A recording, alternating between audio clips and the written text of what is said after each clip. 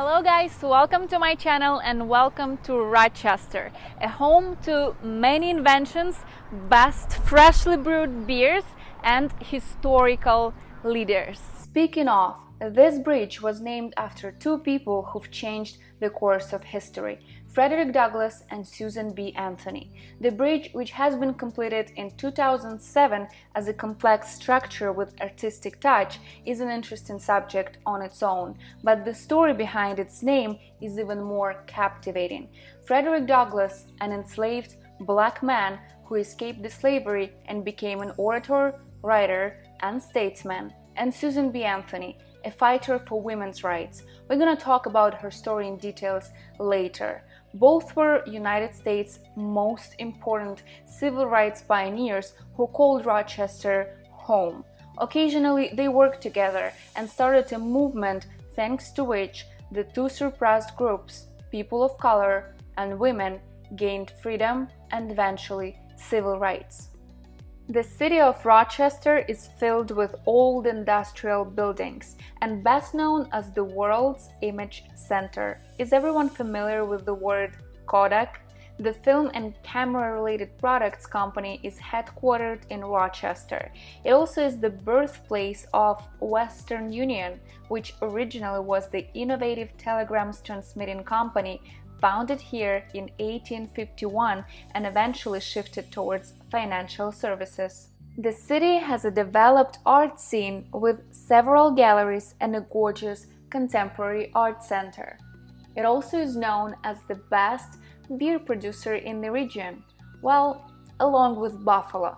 Genesee Beer, named after Genesee River, is a high-quality beer produced right here and has a bar for tasting with a picturesque view on the bridge over the Highfalls.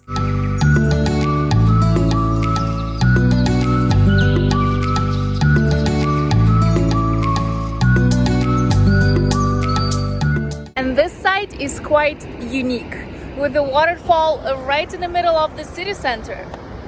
I've never seen any other city with a waterfall in downtown.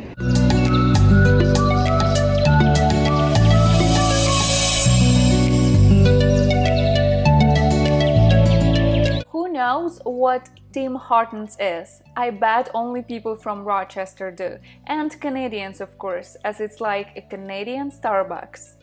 Now, with a favorite coffee in hand, I'm on my way to show you the heart of Rochester. Welcome to Highland Park, a park with an artificial lake reservoir which supplies drinking water for Rochester and an incredible diversity of plants. It seems like all the trees grew naturally in here, but in fact everything was planned and planted. It was designed with the purpose of retaining a natural appearance. It is gorgeous all year round, but probably the best period would be spring, especially May, because in May they're hosting the Lilacs Festival. On the territory of the Highland Park, there is a unique botanical garden, Lamberton Conservatory, with thousands of exotic plants and trees. Many folks come here to seek a calm getaway in a colorful space filled with the scent of flowers. And this is my personal favorite spot around here.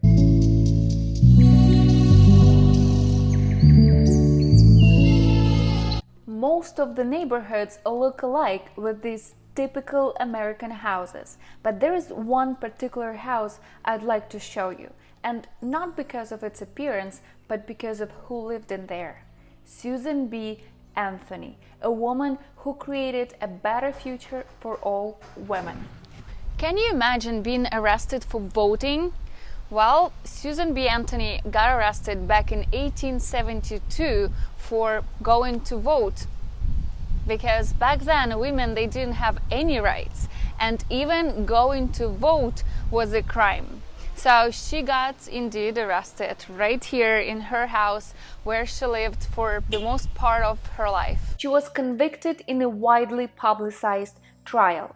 She refused to pay the fine and in 1878 arranged for Congress to be presented with an amendment giving women the rights to vote. So she couldn't leave the situation as is and let other women keep suffering. So she created an entire movement to help the other women to gain freedom and rights. Anthony traveled extensively in support of women's suffrage, giving as many as 75 to 100 speeches per year and working on many state campaigns. She worked internationally for women's rights, playing a key role in creating the International Council of Women, which is still active. So this house also served as headquarters for the movement she created, the National Woman Suffrage Association and the Rochester Political Equality Club. When she first began campaigning for women's rights, Anthony was harshly ridiculed and accused of trying to destroy the institution of marriage. Public perception of her changed radically during her lifetime. However, her 80th birthday was celebrated in the White House at the invitation of President William McKinley, and women finally gained the rights to vote in 1920. It's only been 100 years since we gained any rights, and I personally am grateful for her effort and dedicating her life to us living a better one now. So let's see another historical house. Incredible architectural masterpiece. Frank Lloyd's house. It was designed by renowned architect and interior designer Frank Lloyd Wright. This privately owned prairie-style home was commissioned by a successful salesman, Edward Everett Boynton, for a very large sum and turned out to be very unique. As you can see, it differs a lot from the neighboring homes. Do you think it's creepy to hang out in the cemetery? I think it totally is. This is Mount Hope Cemetery in Rochester, and many people around here think that it's more of a park, so it's totally normal to come here for a walk or to read a book or hang out with your dog.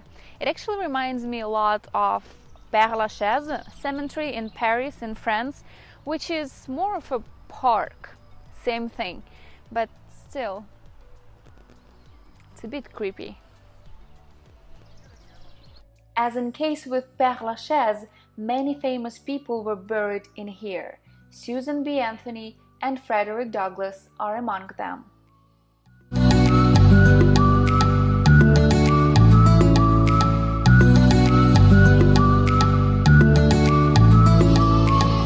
I'd love to show you one more beautiful place, Ontario Beach Park. The views of Ontario Lake are magnificent, and it's my favorite spot to come for inspiration. An absolute must is to see the sunset by the lake. I think with these views, words are not needed.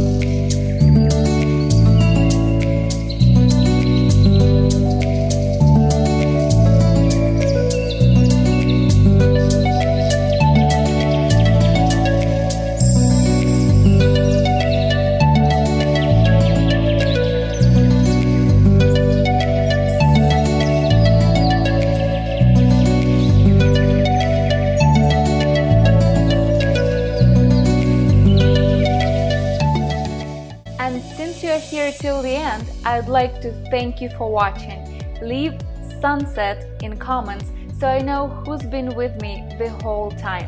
Also, what do you think of this lovely city? I'm looking forward to reading your comments, and I'll see you in the next video.